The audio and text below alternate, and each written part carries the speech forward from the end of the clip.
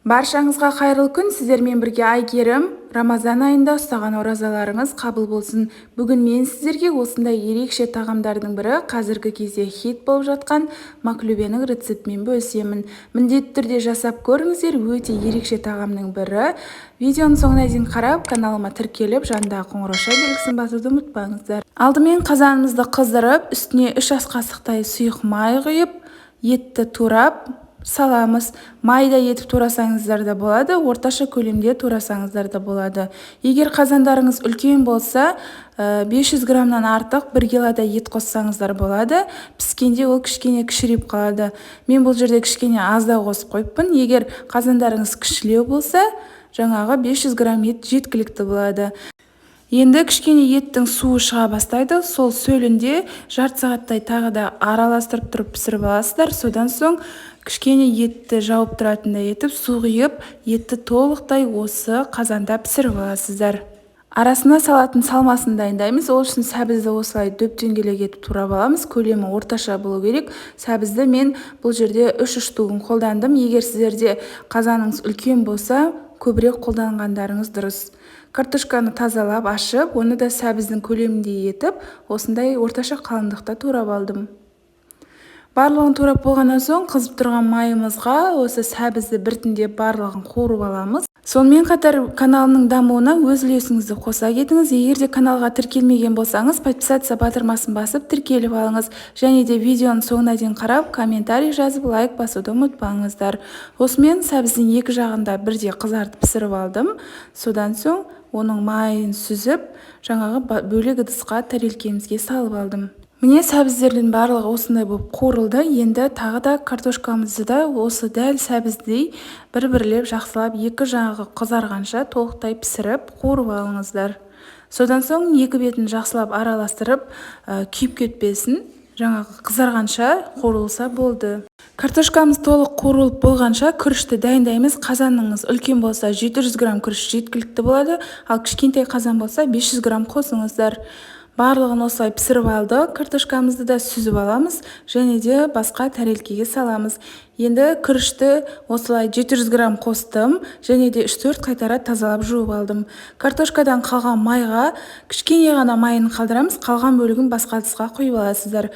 Табаға күріштің барлығын салып, астын қаттырақ етіп қойып, барлығын араластыра отырып қуырамыз. Күрішті қуыру себебіміз бір-біріне жабысып қалмай, дара-дара болып пісуіне әсер етеді. Видеодағыдай араластыра отырып, жақсылап қуырып алыңыздар. Енді пиязымыздың қабығын ашып, тазалап аламыз және видеодағыдай етіп, үлкенірек ірілеу етіп турайсыздар, майда етіп турап қоймаңыздар. Енді қазанымызда етіміз де пісіп қалды, оны бөлек ыдысқа алып қойдым және де кішкене астында май қалды. Осы майдың үстіне пиязды толықтай орналастырып шығамыз. Толық қазанның астыңғы бөлігін жабу қажет. Енді бетіне етті қосыңыздар. Менде етім кішкене азырақ болып қалды, көбірек қоссаңыздар өте дәмді болып шығады. Барлығын осылай жаямыз. Қалауыңызша жүгері, горох сепсеңіздер болады. Осылай кішкене горох пен жүгеріні сеуіп шықтым және де қуырылған сәбіздің барлығын осылай тығыздап орналастырып шығасыздар. Енді картопты да дәл солай орналастырып шығасыздар. Арасына тұз себуді ұмытпаңыздар. Картопты да салғанда барлығын тығыздап, жаңағыдай видеодағыдай осылай жайып саласыздар. Жан-жағына қиғашынан салмаңыздар. Осылай дөп-дөңгелек болып тұру керек. Енді дәміне қарай кішкене тұз салдым. Жаңағы күрішті қуырғанда да кішкене тұз салдым. Оны видеода айтуды ұмытып кетіппін. Кішкене тұз салыңыздар. Осылай араларына жүгері және горохты сеуіп шықтым. Енді қуырылған күрішті толықтай салатын боламын. Барлығын осы қазанға орналастырамын және де осы кезде міндетті түрде қайнаған ыстық су қайнап тұру қажет, жанында тұру қажет.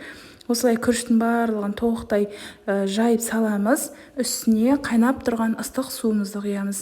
Тұз салдым үстіне тағы да. Тұзы аз болып қалмасын. Суын құйған кезде кішкене қайнайды. Қайнағанда тұздың дәмін көрсеңіздер болады. Осылай қатты тығыздап, жаңағы басып шығасыздар, содан соң су құясыздар. Қайнап тұрған ыстық су құясыздар.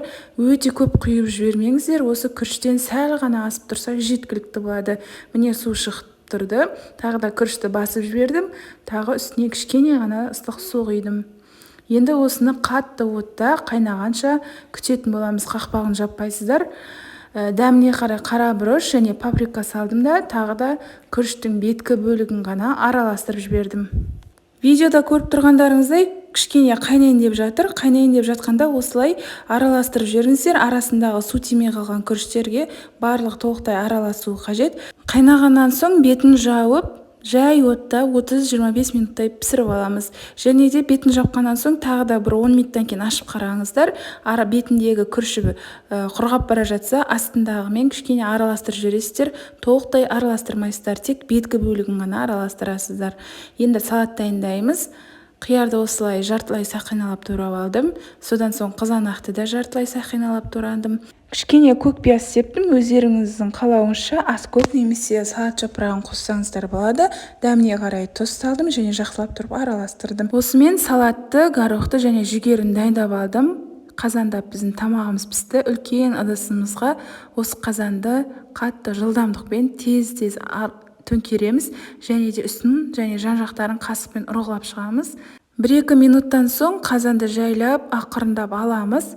Осылай өз формасын ұстап шықты. Кішкене түсіп жатса, жаңа қасықпен, қолмен формасын келтіріп қойсаңыздар болады. Видеода көріп тұрғандарыңыздай бетіне пияз түспеді, өйткені қазанның астында осылай пиязы қалды және еті ешқандай күйген жоқ. Пиязы да алып жесеңіздер болады. Ол өте дәмді болып шығады пиязы да. Бірақ мен пиязын бетіне қойған жоқпын. Осылай жасап шықтым.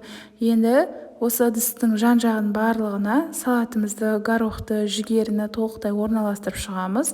Содан соң айран құятын боламыз. Егер де сіздерге айран ұнамайтын болса, қаймақты қолдансаңыздар болады.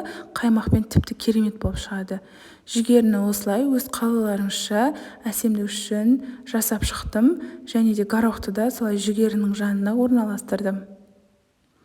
Видеодағыдай кішкене орын қалдырасыздар, айранды немесе қаймақты құйсаңыздар болады.